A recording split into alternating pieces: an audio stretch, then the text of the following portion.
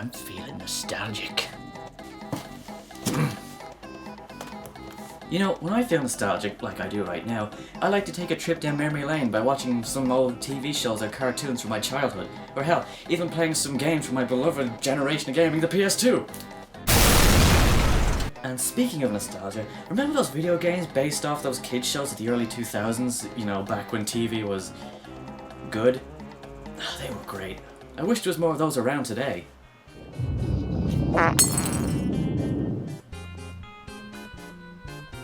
The fuck?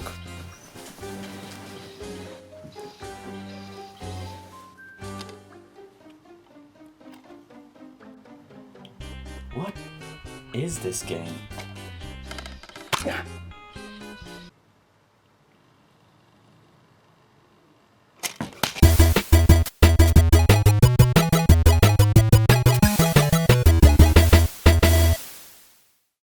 Hey, what's going on, guys? My name is TapChap and welcome to the TapChap show.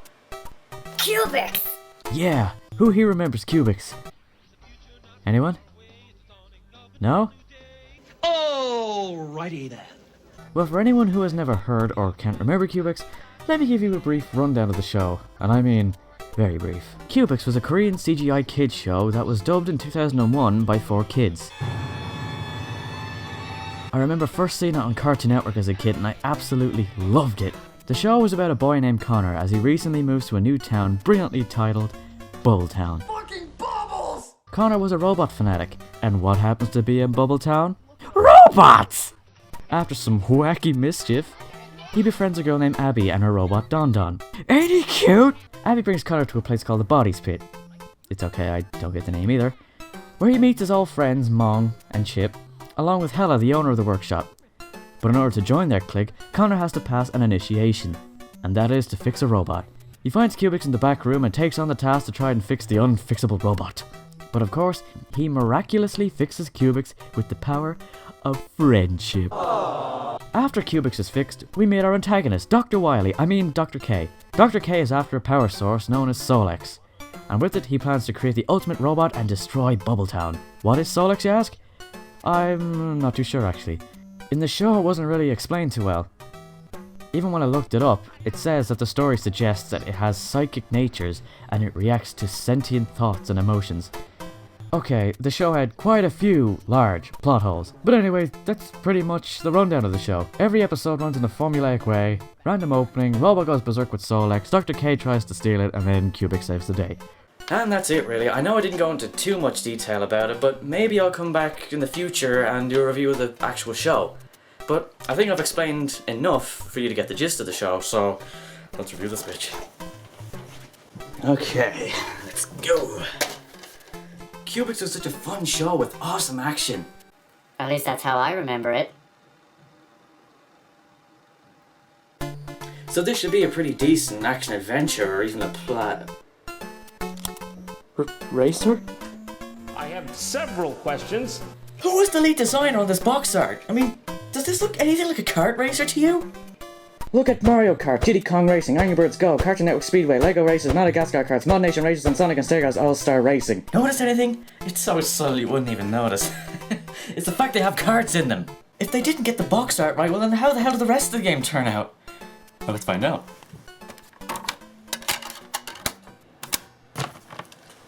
So as the game boots up, we can see that this Cubix game was developed by Blitz Games, who brought us the wonderful masterpieces such as iCarly, Barbie Horse Adventures, Sneak King, and Bratz Rock Angels. Oh god, no. And that's not all. This game was published by the 3DO company.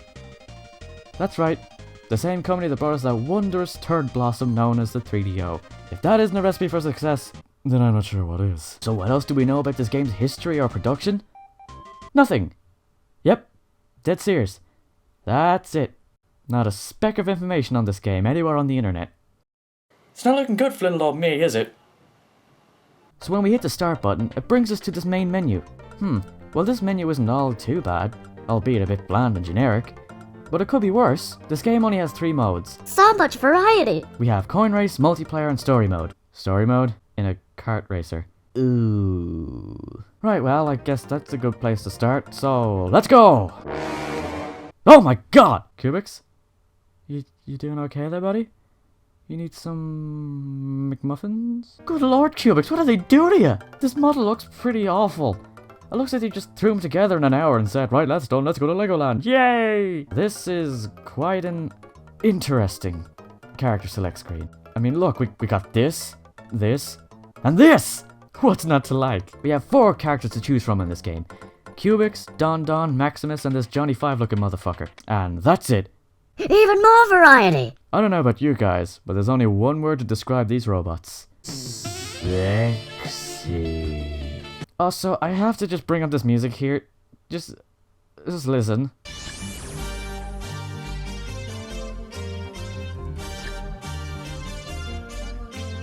It's awful. It's a shitty remix of the Cubix theme, and it never, ever stops. It just loops for eternity, forever cursed to suffer through this assault of my eardrums. The remix of the Jaws theme in Jaws Unleashed sounds like Mozart compared to this. Oh, and over on the right side of the screen we can see that there's upgrades and shit, but don't worry. I'll get to them in a bit. Well, kids, you ready to dive into the story of Cubix racing robots? No? Yeah, okay. I could explain whatever stories in this game, but I don't have to. I can just show you the opening cutscene and it will explain everything. Trust me. I was watching robots from the car as Dad drove me one day, when I had a really great idea. Abby, Chip, and Mom had done just about everything with their robots, except race them.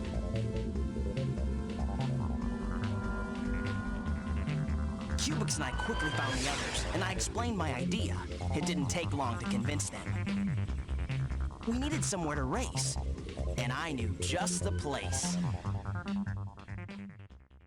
Oh, truly awe-inspiring. Seriously, is that it? I know it's a kart racer and stories in these types of games are never amazing, but look at Crash Team Racing! That had some sort of story, and it actually worked in the game's favour. But this is ungodly awful. Hey guys, I had a great idea. We should race our robots. So let's race our robots. James Cameron himself couldn't direct something this brilliant. Let's not put this off any longer. Let's start the first race, I guess. Don't worry, Tap. It's only a kids' karts game. It can't be that bad, right? Everything will be fine.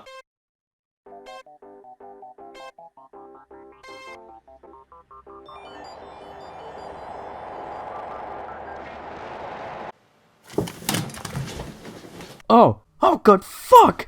What in the name of God is this? Is this real? Did I die? I think I died.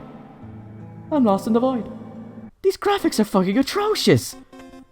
Did somebody smear up packet feces all over the screen? 'Cause that's what it fucking looks like. How can a game on the PS1 look so awful? It's just a massive eyesore! I think I've just gone blind. This is such a big improvement! Hang on a second here, when was this game released? Because this is really fascinatingly bad. Let's see here, 2001. 2001. Let me just repeat that. This game was released in 2001. No. Crash Team fucking Racing came out in 1999. 2 years before this! How do you even? My jimmies have been firmly rustled! This has to be a joke, right? I mean, Jesus Christ, Super Mario Kart on the Super Nintendo runs and plays better than this! On hardware that's 24 years old! Somebody help me. These textures are so flat and pathetic looking, you would think you were gazing upon this disaster in its alpha state. There isn't even any lighting effects. But if you want a flat and effortless texture, that's perfectly fine. But at least put some decent lighting effects in, or even a few shadows scattered here or there. Or how about any shadows at all? Seriously, look! Not a single shadow in existence in this game. Not even this one.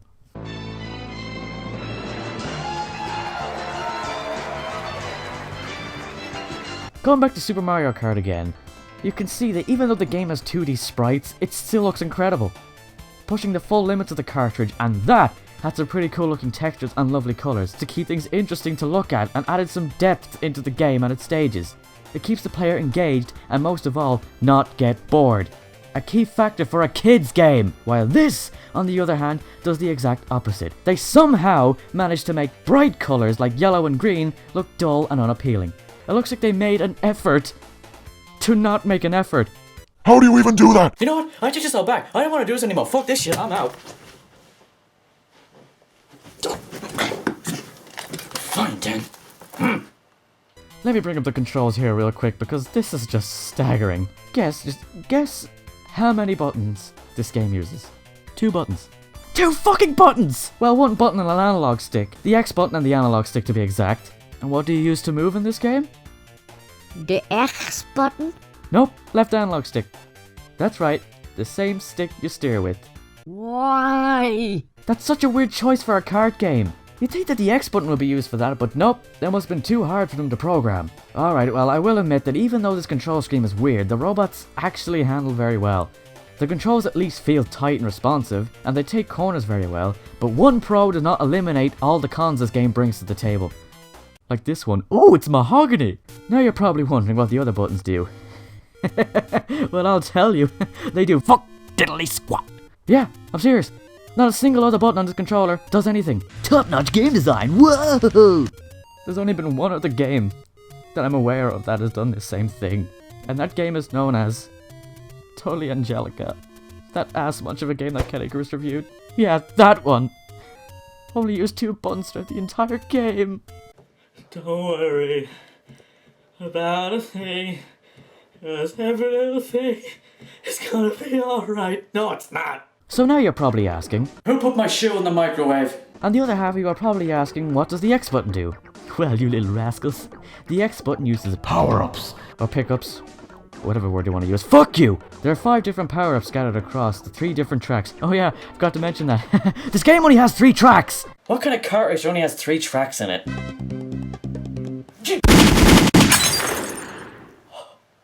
Okay, well, there are technically 9 tracks in total, but they all have slight changes. So we have Neighborhood, Bubble Town, and Junkyard. These tracks have 3 different variants, and I use that word very lightly. You would never be able to tell the difference. What makes Mario Kart so special? All the tracks are unique and memorable, and they're fun to race around. But these are just laughably bad.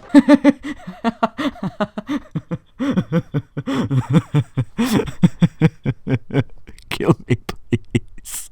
This game has some of the worst environments I have ever seen in a video game. They're just horrible! Nothing has texture. Everything looks two-dimensional and lifeless. It looks like something a child would draw in primary school. Why does this game exist?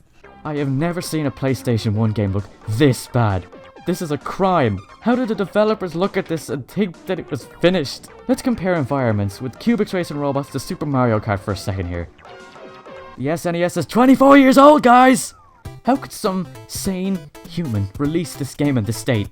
Whoever was behind this art design, I hope they were shot, fired out of a cannon, eaten by robot tigers, shot again, dumped into a bathtub and dissolved by Jesse fucking Pinkman. They're scattered around the tracks like they are Mario Kart, but there's one major difference between the power-ups in Cubix racing robots and the Mario Kart games. In Mario Kart, the power-ups actually work. Here, They do jack shit! I swear to you, none of them work. You fire, say, a missile, and it might not even hit the target you're aiming for. If you're lucky and it does, somehow, some way, make contact with something and explode, it slows your target down for like 1 second!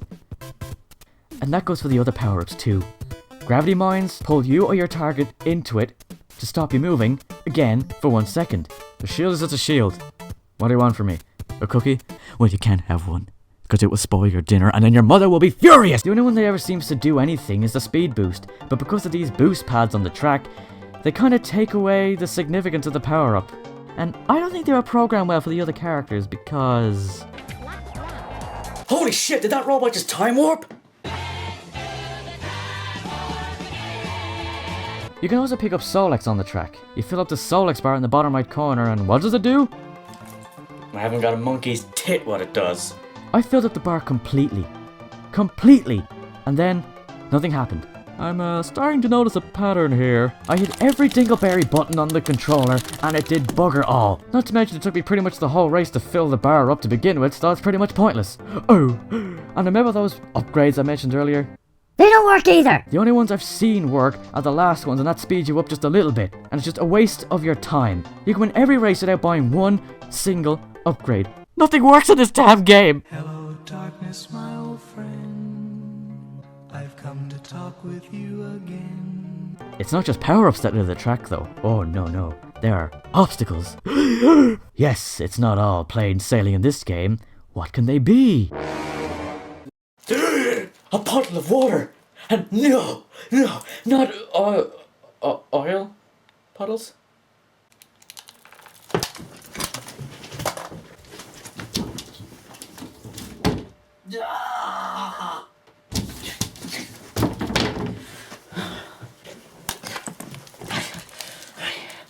Calm your tits, boy.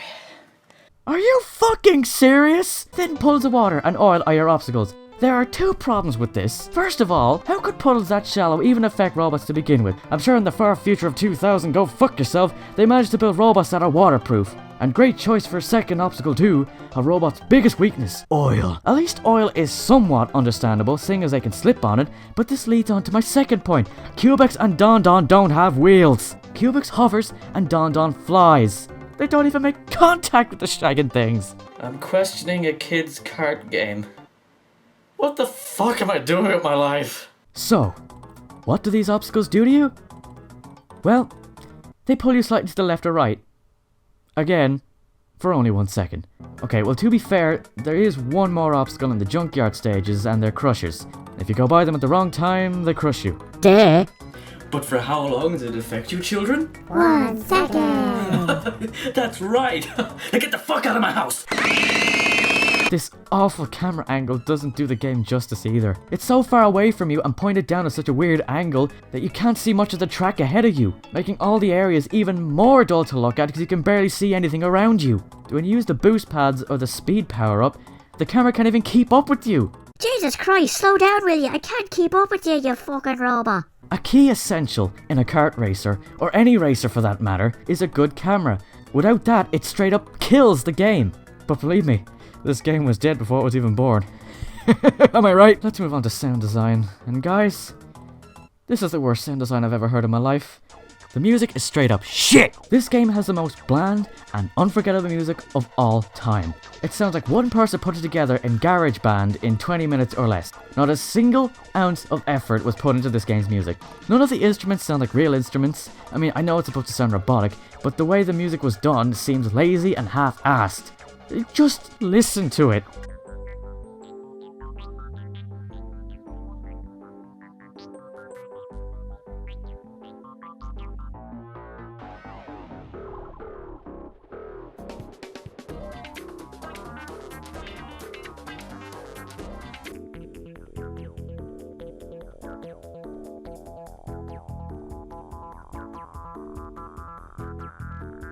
Have you ever heard of more pathetic sounding music?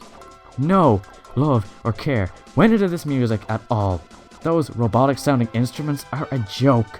The Portal series managed to give the music a robotic feel, but that sounded much richer with different instruments and robotic effects thrown in, and with an actual composer and studio time. That's what real effort looks like. Kart races are supposed to have energetic music that complement a stage, to add to the experience and most importantly, be catchy and memorable. Like all the stages in Mario Kart or Crash Team Racing, Cubix Racing Robot gets it all wrong. Music is a key factor in what makes a kart racer, and this game just shits all over the genre. Oh my goodness. While the in-game music might be bad, you've not heard anything yet. Just listen to the in-game sound.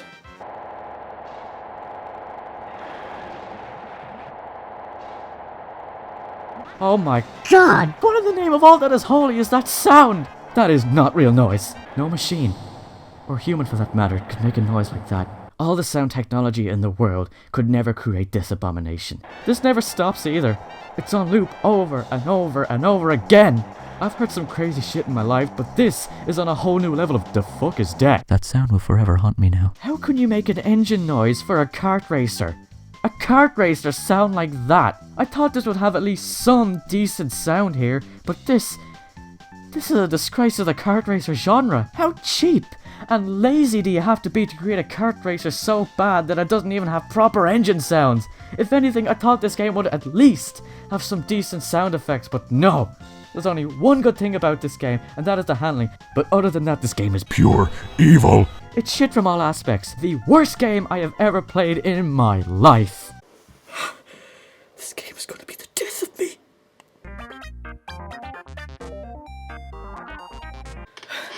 So after 9 races, after hearing sounds that should only be heard emanating from a demon's rectum, after going blind from this horrible, disgusting display, after brain cells dying from these horrible, pointless, wretched cutscenes, I did it. I did it. I beat the game. I did it. That's 5. 5 robots. Maybe there are more. Well, if there is, that means maybe there is one other good thing about this game. If I could just beat it one more time. No. I couldn't make it through another run of this donkey turd. But I have to know the truth. The people at home need to know the truth. Fine. I'll do it. Let's go!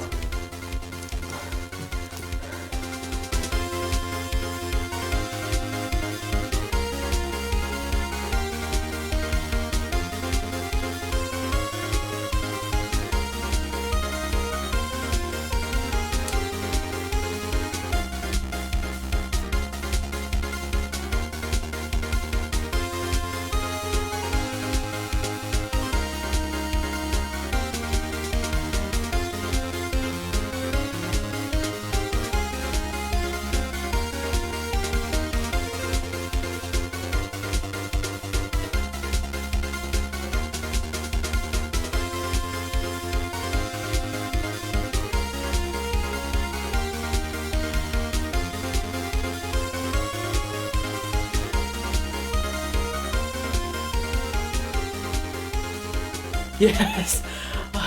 I did it. I beat the game again. Oh my god. That new robot is gonna be so worth it after.